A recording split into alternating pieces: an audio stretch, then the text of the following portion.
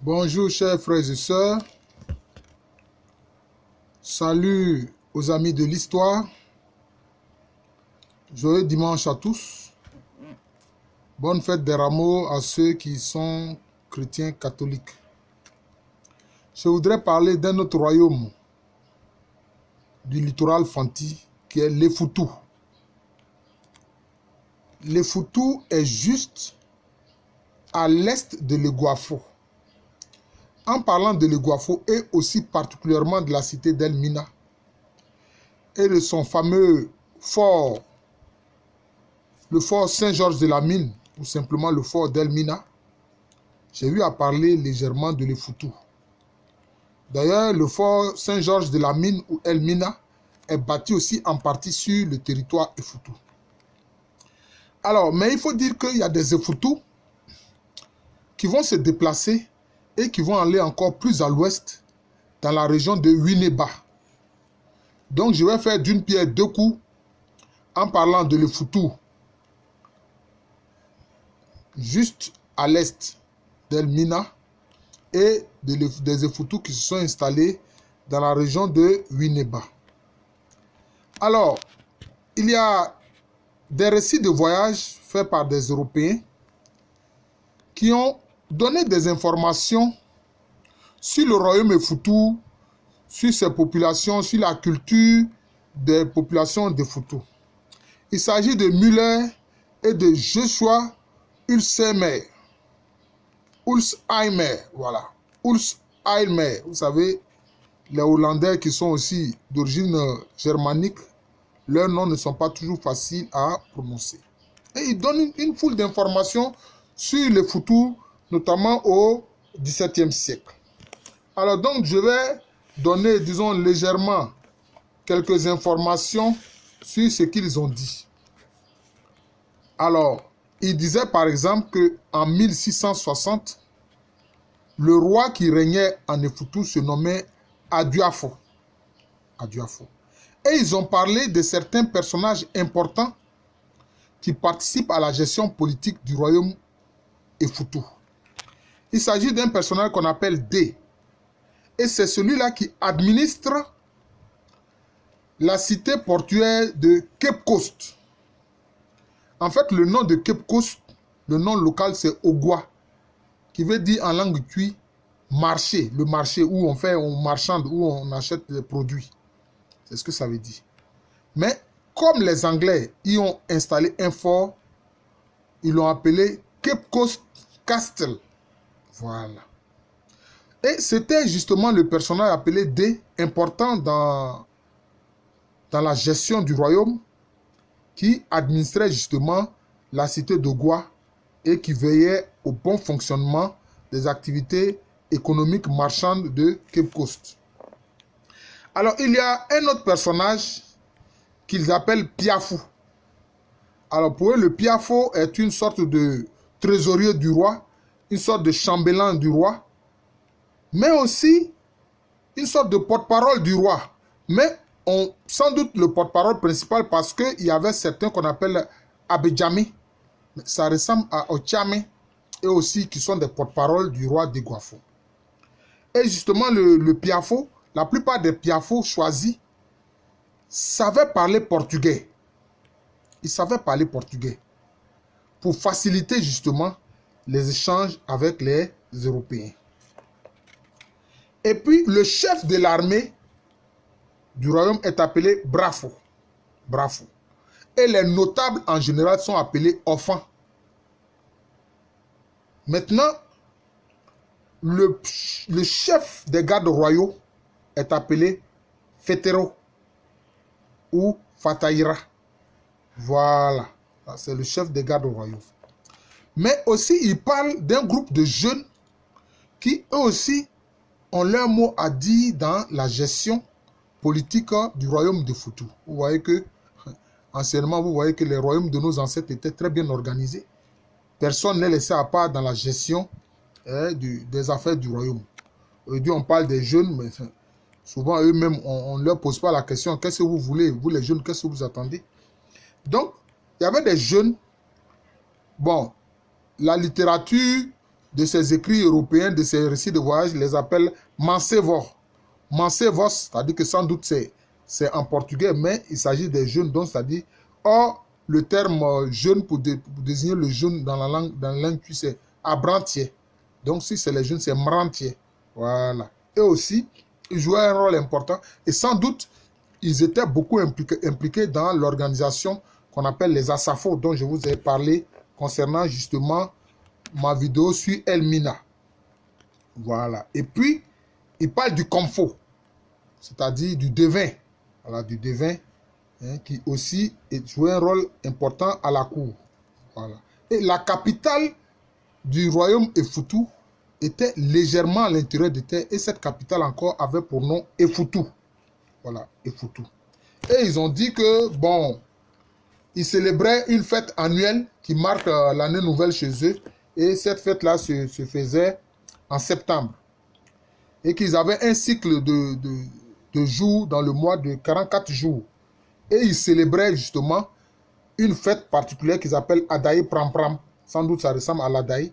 Et le roi avait deux titres. Le titre de Aoura, qui veut dire seigneur ou maître. Et puis le titre de Hene. Donc ça dit ce qui veut dire roi. Et tenez-vous bien, ils célébraient le rituel de l'homme riche. Vous voyez? Or, le rituel de l'homme riche là, c'est célébré par pratiquement tous les peuples Akan lagunaires de Côte d'Ivoire. Donc vous voyez l'importance de faire ce retour historique sur le littoral Fanti et sur les populations, nos frères de la République du Ghana actuelle. Ceux de Foutou célébraient le rituel de l'homme riche. Voilà. Or, ce rituel de l'homme riche est pratiqué par les Akan lagunaires de Côte d'Ivoire. Et les Efoutou célébraient le rituel de l'homme riche.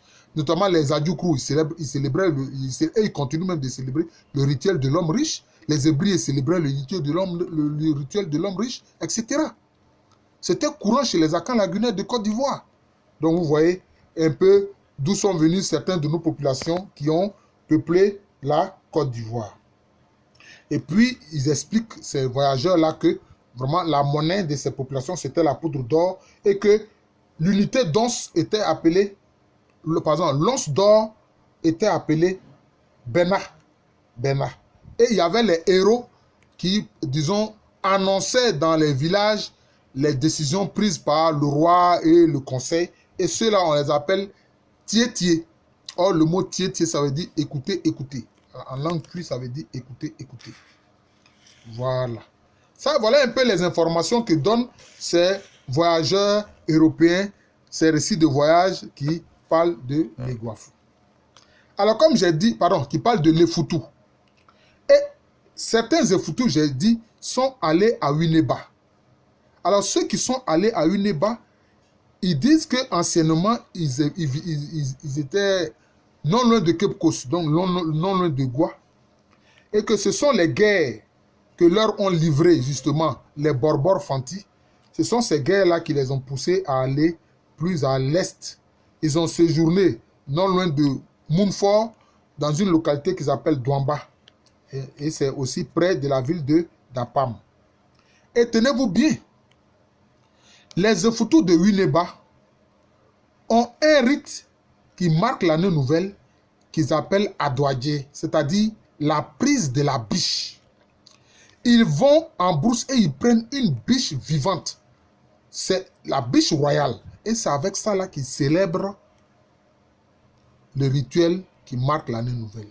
Mais tenez-vous bien, certains Abidji de Sikensi, mais ils célèbrent aussi le rituel de la prise de la biche. Vous pensez que c'est un hasard? Non, ce n'est pas un hasard. Parce que le rituel de la prise de la biche ne se voit que dans ces deux zones-là. Évidemment, aujourd'hui, les animaux font l'objet de protection. Voilà, ceux de Winneba, ils ont trouvé là-dessus, c'est d'élever justement la biche royale pour perpétuer ce rituel. Je ne sais pas si ceux de Sikensi, les Abidji de Sikensi, continuent de faire cela. Donc, voilà un peu.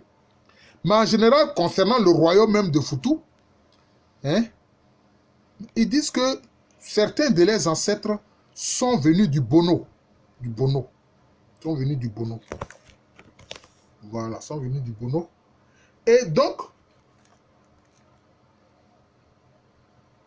Leur royaume a joué un rôle important et bien sûr, ils ont été perturbés par l'arrivée massive justement des Borbores Fanti entre les 10e, 11e et 12e siècle. Voilà. Mais il faut savoir que beaucoup de Foutou sont d'origine Gouan. Bien qu'ils disent que les ancêtres sont partis du Bono, mais beaucoup de Foutou aussi sont d'origine Gouan parce que, je vous l'ai dit, les Etsi ont été les premiers à peupler le littoral Fanti et ils étaient aussi en Foutou.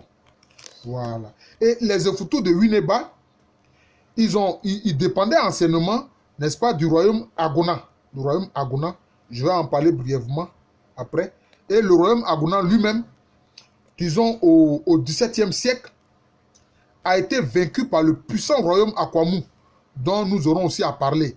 Parce que la plupart des fondateurs du royaume Bron-Diamant en Côte d'Ivoire sont originaires de l'Akwamou.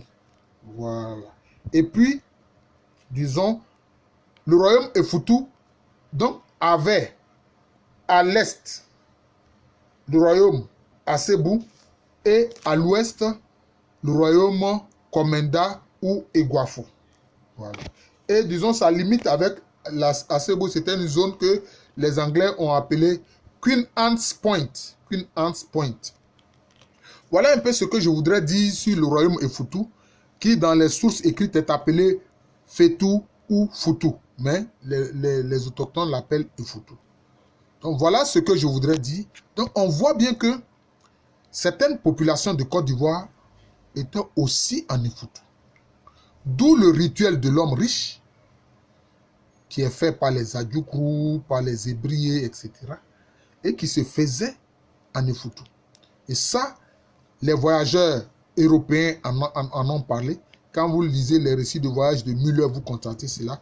Et quand vous lisez le récit de voyage de Joshua Ulsheimer, lui aussi, il en parle. Je vous remercie.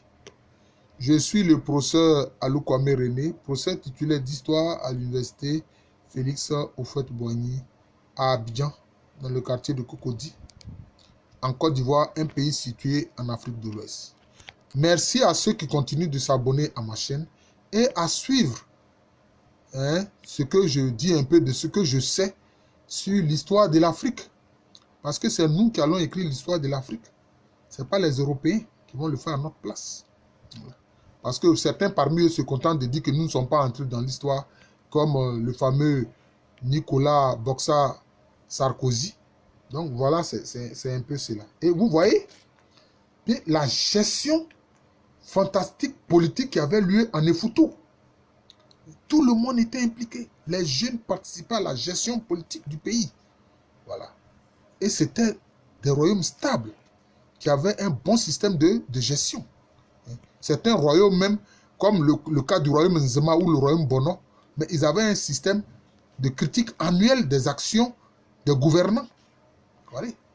Mais quelquefois aujourd'hui, dans certains pays, même quand tu critiques un gouvernant net, tu es condamné déjà à mort. Alors que traditionnellement, dans nos royaumes-là, dans des espaces politiques en Afrique, les dirigeants étaient critiqués sans problème. Voilà. Et il était dit que celui qui refuse la critique et qui se met en colère ne verra même pas l'année suivante. Il va mourir avant. Voilà. Merci encore et bonne journée à tous.